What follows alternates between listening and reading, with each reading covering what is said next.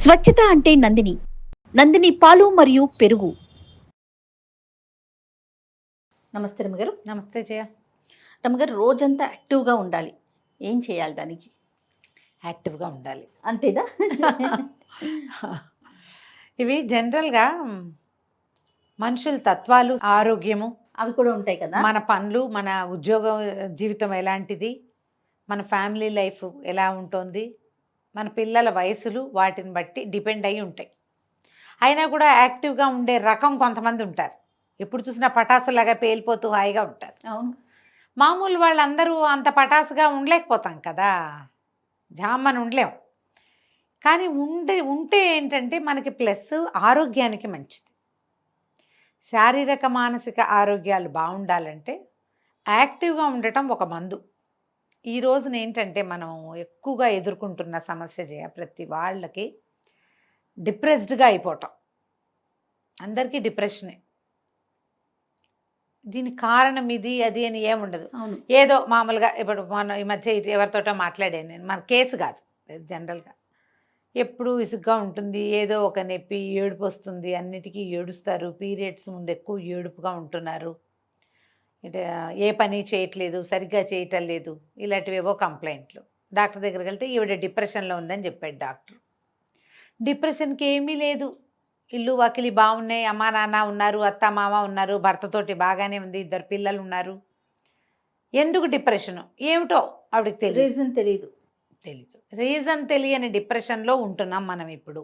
మీరందరూ ఆలోచించుకోండి, మనం కూడా ఇదే స్థితిలో ఉన్నామని. ఏమి చేయబుద్ధి కాదు, బేసిక్ లక్షణాలు.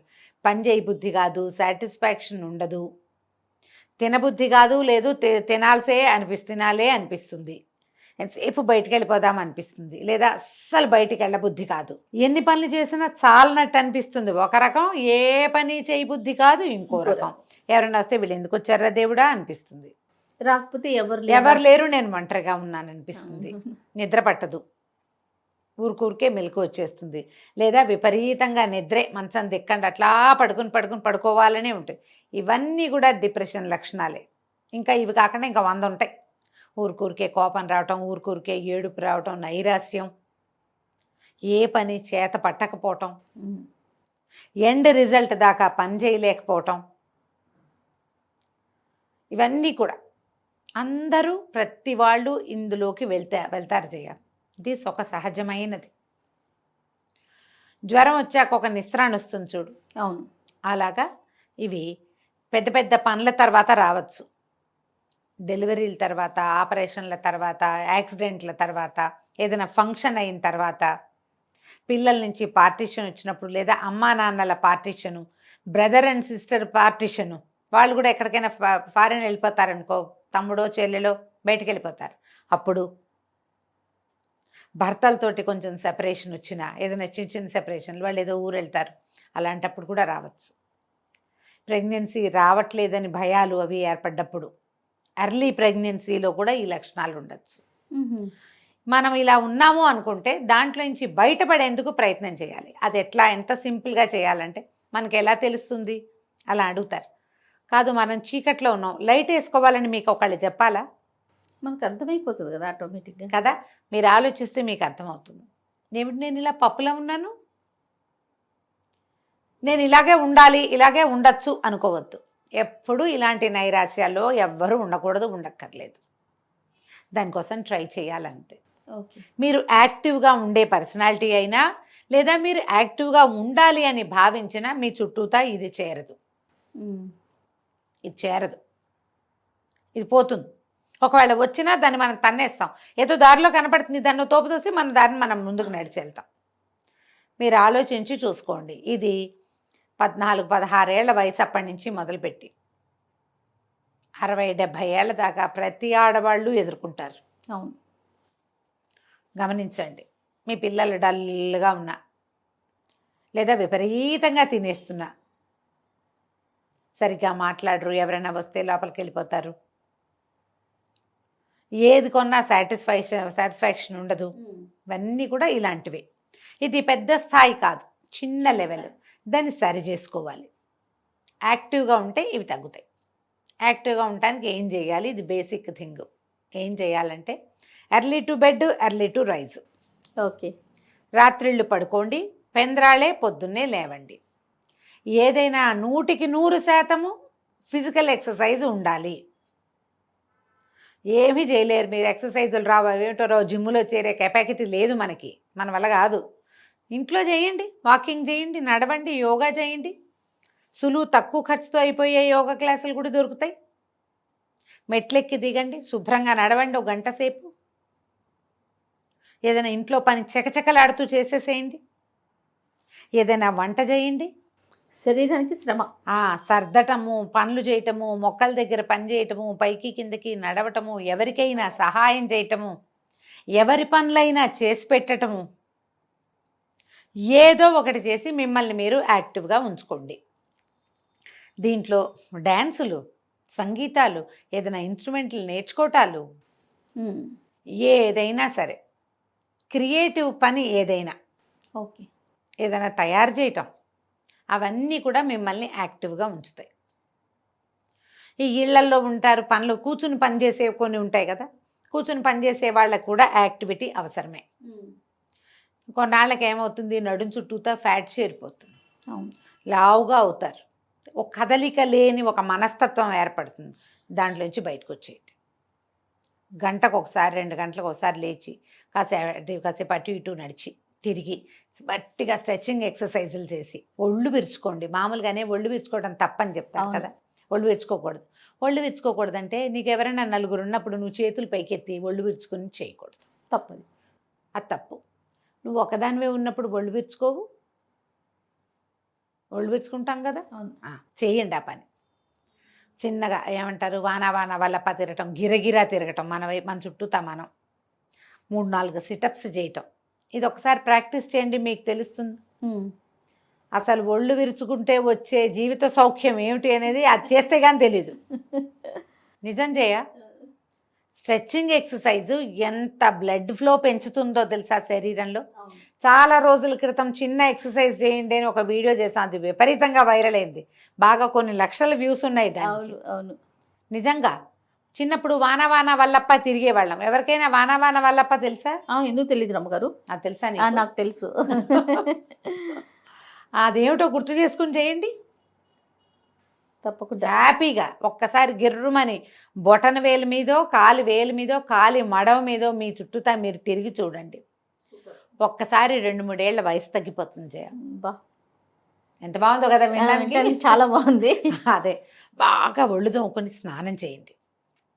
ఈ ఒళ్ళు తోముకోవటానికి మంచి మంచి సాధనాలు దొరుకుతున్నాయి ఇప్పుడు. నేనైతే చక్కగా తెల్లటి టవల్తో తోముకుంటే చాలా హాయిగా ఉంటుంది అనుకుంటా. బాడీ స్క్రబ్ ఇప్పుడు మనం కొనుక్కొచ్చి అదేమిటో చేద్దాం అనుకోవద్దు. ఇంట్లో పాత తువ్వాలు ఏదైనా టర్కీ టవల్ ఇంత ముక్కుంటే చాలు, దాన్ని శుభ్రంగా నీళ్ళలో పడేస్తే 5 నిమిషాలు నానిపోతుంది, దాన్ని పిండేసి దాంతో బాగా తోమండి. ఒళ్ళు తోముకుని స్నానం చేసి అబ్బక్కర్లా.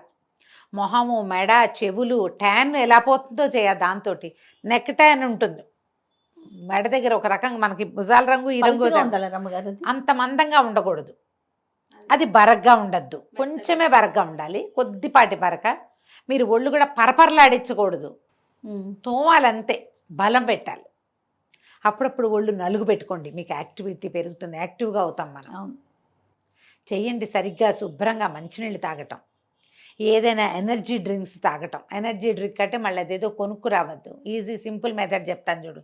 కొంచెం చల్లటి నీళ్ళు, కుండలో నీళ్ళు, నిమ్మరసం పిండండి, ఓ చిటికెడు ఉప్పు వేయండి, ఓ 2 స్పూన్లు పంచదార వేయండి, తాగేసేయండి అంతే హాయిగా.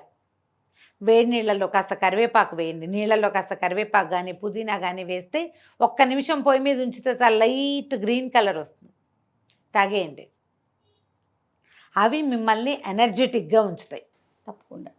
ఈ మామూలు నీళ్ళలోనే ఓ కీర ముక్క, ఓ క్యారెట్ ముక్క, ఓ బీట్రూట్ ముక్క అట్లాంటివి పడేసుకుని, కీర నాకైతే నచ్చదు, బీట్రూట్ కానీ ఏమైనా వేసుకుంటే హాయిగా ఉంటుంది, చాలా హాయిగా ఉంటుంది. అలాంటివి ఏమైనా తాగండి. మీకోసం మీరు ఏం చేయగలరో ఆలోచించండి. మామూలుగా మన కోసం మనం ఏం చేస్తాం మనకు కొన్ని తిండి ఇష్టం, ఏవో తింటాం కదా, ఏవో తింటాం, ఏవో తాగుతాం, అందరం చేస్తాం కదా.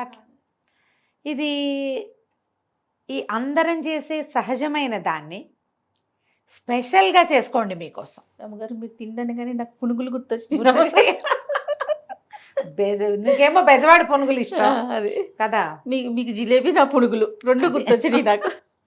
మనకంతే, అంతకంటే ఏముంది. చిన్నప్పుడు నాకు ముంత మసాలా చాలా ఇష్టం చేయ, రేర్గా తినేవాళ్ళం. మా బందర్లో ఒక బాబు అనుకో పక్క సందులో ముంత మసాలా చేసేవాళ్ళు. నేను ఎంత క్లియర్గా చెప్తాను చూడు, బాబు అనుకో పక్కన సందు అక్కడ ఉండేది ప్రత్యేకంగా.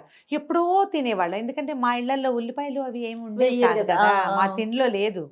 రేర్గా అదితో టిగ్లింగ్గా ఉండి ఒక సరదా వస్తుంది అనమాట. సుగంధి చోడా బందర్లో ప్రత్యేకాలు ఇవి. తర్వాత తాతారావు గారి మిఠాయి కొట్ల నుంచి బందర్ హల్వా ఒకటి, బందర్ హల్వా. హల్వా ఇప్పటికీ ఫ్యాన్సీయే. నాకు తొక్కుడు లడ్ల మీద ఫ్యాన్సీ ఉండదు, పెద్ద నచ్చదు, శనగపిండి కదా. బందర్ హల్వా ఒకటి ఎక్సలెంట్గా. అప్పట్లో భాస్కర్ విలాస్ అని మా అన్నయ్య ఫ్రెండ్ వాళ్ళ ఇది ఉండేది. భాస్కర్ విలాస్ రాము ఆయన ఫ్రెండ్, మా అన్నయ్య ఫ్రెండ్ అనమాట. అక్కడ ఒక ఇది చేసేవాళ్ళు, ఏమంటారు మన ఫ్రూట్ సలాడ్ తినడానికి ప్రత్యేకంగా వెళ్ళేవాళ్ళం. ఇళ్లలో ఫ్రూట్ సలాడ్ చేసుకోవచ్చు అని తెలియని కాలం అది. అక్కడికి వెళ్ళి తినేవాళ్ళు. అక్కడ ఐస్ క్రీమ్ కూడా ఉండేది. ఎప్పుడో 3 నెలలకి 4 నెలలకి పోయి అక్కడ ఐస్ క్రీమ్ తింటే హబ్బో 3-4 రోజులకు సరిపడా ఎనర్జీ వచ్చేది. అలాంటివి ఇప్పుడు ఎప్పుడు అవే తింటున్నాం. ఇప్పుడు బయట తిండి ఎక్కువైపోయింది మనకి. ఎప్పుడు ఏదో ఒకటి తింటే ఆర్డర్ చేస్తే ఇళ్ళకి వచ్చేస్తాయి. అలాంటివి కాదు. మీకు చమక్కమనిపించే చిన్నప్పటి టేస్ట్ ఏదైనా ఉంటే దాన్ని పెట్టండి, దాంతో మీరు యాక్టివ్గా అవుతారు. చక్కగా సుగంధి పాలు లాంటివి తాగండి, రూఅఫ్జా లాంటివి తాగండి, బోల్డ్ ఉన్నాయి. అవును, మిమ్మల్ని యాక్టివ్గా ఏది చేస్తుందని మీకు అనిపిస్తుందో దాన్ని వన్స్ ఇన్ ఏ వైల్ చేయండి. డ్యాన్స్ చేసేయండి, కావాలంటే మీ ఆయన కూడా నేర్పించండి. సూపర్. ఏదో ఒకటి చేయండి, చేసి యాక్టివ్గా ఉంచుకోండి. దీనివల్ల ఏంటంటే మీకు మెంటల్ హెల్త్ బాగుంటుంది. ఈ పిచ్చి చిన్న చిన్న నసల్లోకి మీరు వెళ్ళకుండా ఉంటారు. ఈ నస తప్పదు జీవితంలో. దాని నుంచి బయటపడేందుకే ప్రయత్నం చేయండి ఎప్పటికప్పుడు. రమ్మగారు 10 to 6 సిస్టమ్స్ ముందే కూర్చుని పనిచేసే పిల్లల్నే చూస్తున్నాం ప్రెసెంట్. వాళ్ళు ఎట్లా అంటారు? వాళ్ళు ఇంతే 1-2 గంటలకు ఒకసారి లేవటం, కిందకెళ్ళి ఏదైనా తాగి రావటం, ఎక్కడికైనా నడవటం, కాసేపు అట్లా గాల్లోకి వెళ్ళటం, గట్టిగా గాలి పీల్చి వదిలిపెట్టడం, ఒక 5-6 సార్లు ఫుల్గా గాలి లోపల తీసుకోవాలి, మళ్ళీ బాగా వదిలిపెట్టాలి. అప్పుడు ఏమవుతుంది, ఎనర్జైజ్ అవుతుంది బాడీ. అటు ఇటు తిరిగి కాస్త చిన్న చిన్న స్ట్రెచ్చింగ్లు చేయటం, వంగి ఏదైనా తీయటం, ముందుకి వెనక్కి ఇట్లా బాడీ ముందుకు వంచడం, వెనక్కి వంచడం, ఓ 2-3 సార్లు చేసేసరికల్లా యాక్టివ్గా అవుతారు. మీరేం చేస్తారు, ఇలా కూర్చునే వాళ్ళు ఇంత తినకండి, ఇంతంతా తింటూ ఉండండి. ఇంత తింటే అంతేమీ ఒళ్ళు రాదు. అంత కదలకుండా కూర్చున్నప్పుడు ఎక్కువ తినేస్తే కడుపు నిండా తిన్నామనుకో, ఇప్పుడు కష్టం. చిన్న బైట్స్ కనుక తీసుకుంటే, ఏదైనా స్మాల్ బైట్స్లో ఏవైనా కొంచెం తినచ్చు. ఎక్కువ వెయిట్ రాని పదార్థాలు కనుక తింటే మనం ఈ ఫ్యాట్స్ లేకుండా బాగానే ఉంటుంది, యాక్టివ్గానే ఉంటారు మీరు కూడా. కానీ వారంలో ఒక 2-3 రోజులైనా కనీసం ఒక మంచి ఎక్కువ ఎక్సర్సైజ్ ఉంచుకోవాలి ఎవరైనా సరే, అంతే కదా. రైట్ రామ్ గారు, నమస్తే. నమస్తే.